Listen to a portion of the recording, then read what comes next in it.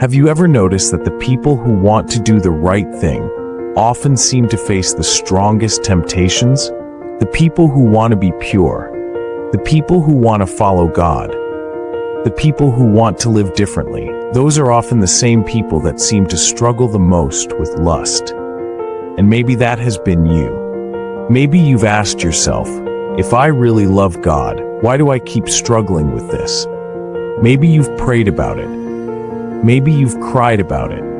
Maybe you've promised yourself 100 times that this would be the last time. But somehow, you keep ending up in the same place. The same late-night battle, the same regret, the same shame, the same voice telling you you'll never change. But what if I told you something? What if the reason lust seems to chase you is not because you are weak, but because there is something valuable about you? Think about it.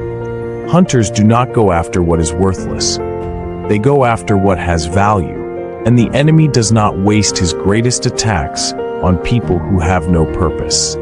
He attacks people who carry something, people with potential, people with purpose, people who have something inside them that could change lives if it is ever fully awakened. That is why throughout the Bible, the people with the greatest callings often faced the strongest temptations. Joseph had a great future ahead of him, and yet temptation came looking for him. Samson had incredible strength, but the enemy knew that if he could not destroy his power, he could distract him with lust. David was a man after God's heart, yet one moment of compromise nearly destroyed him. Even Jesus himself was tempted.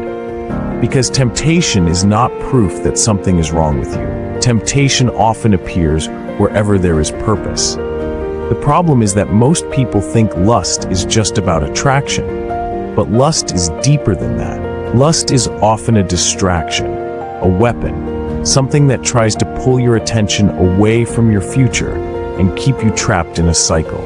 Because if the enemy can keep you stuck in guilt, shame, secrecy, and addiction, then you spend more time fighting yourself than becoming who you were created to be. And if we're being honest, lust rarely comes to us looking dangerous. It comes looking comforting. It says you had a hard day, just do it one more time. It says you're stressed, this will help you relax. It says nobody will know. It says you can change tomorrow, but tomorrow becomes next week, then next month. Then suddenly you realize you have been fighting the same battle for years. And the worst part is not even the temptation itself. The worst part is what comes after. The emptiness, the regret, the disappointment, that feeling of sitting there and thinking, why did I do that again? But here is something most people never talk about. Lust is usually not the real problem. Most of the time, it is just the symptom. Because people do not always run to lust because they are evil. Many times they run to it because they are lonely, because they are tired, because they feel rejected, because they are stressed, because they are bored, because they are trying to escape something. For some people, lust becomes the place they run to whenever life hurts. Not because it actually heals them, but because for a few moments it distracts them. Then afterward, the pain is still there, except now there is shame too, and that is how the cycle keeps repeating. You feel bad, you give in, you feel worse. Then you give in again, and after a while you start believing the lie that maybe this is just who you are. But it is not. You are not your addiction. You are not your struggle. You are not the number of times you have failed. And if you have been fighting this battle, I want you to hear me clearly.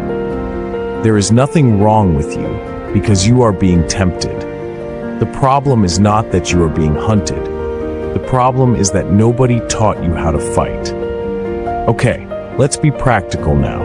Here are 5 things that will definitely help you break out of this cycle. The first thing is this: stop fighting in secret.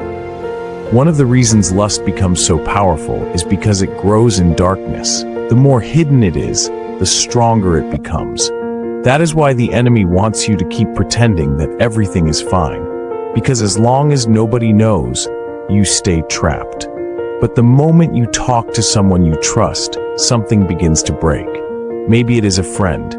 Maybe it is a mentor. Maybe it is someone mature who genuinely wants to see you become better. You do not need to tell the whole world, but you do need to stop carrying it alone, because healing begins where honesty begins.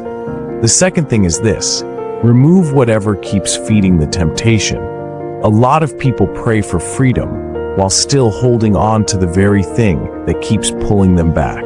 If certain pages, videos, songs, movies, or late-night habits always lead you down the same road, stop acting like they are harmless.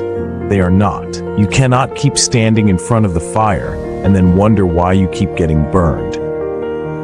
If your phone becomes dangerous after midnight, put it away. If certain social media accounts trigger you, unfollow them. If being alone in your room at a certain time always leads to relapse, change your environment. Sometimes we want God to remove a battle that He is asking us to walk away from. The third thing is this: fill your life with something bigger. One of the reasons lust becomes so strong is because many people have too much empty space in their lives, too much empty time, too much boredom, too much idleness. And when your life has no direction, temptation becomes louder. So instead of just trying not to lust, build a life that excites you more than the addiction does. Go after your goals. Start that business. Learn that skill. Read, pray, work out, create something. Because a person with purpose is much harder to distract. The fourth thing is this: prepare for temptation before it comes. Most people wait until they're already feeling tempted before they try to fight it.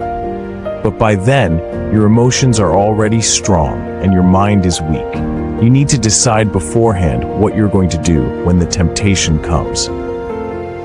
For example, if you know the temptation usually comes at night, make a plan for your nights. Maybe you will go to bed earlier. Maybe you will put your phone in another room. Maybe you will call a friend. Maybe you will go for a walk. Maybe you will pray. But have a plan. Because if you do not decide what to do before temptation comes, temptation will decide for you. And finally, here is the biggest one. Stop seeing yourself as a slave.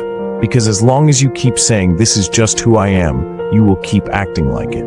You have to stop calling yourself broken. You have to stop speaking over your life like you are doomed to fail. Because the truth is, you become what you keep believing.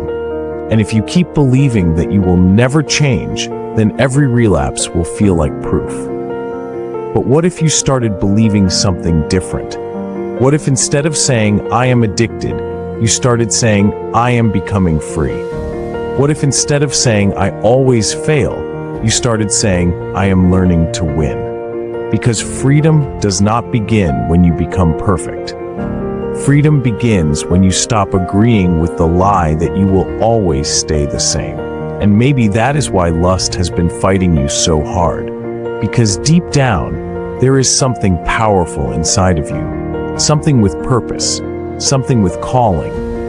Something the enemy does not want to see rise. But you do not have to stay where you are. You can break this. Not overnight, not all at once, but one choice at a time. One day at a time.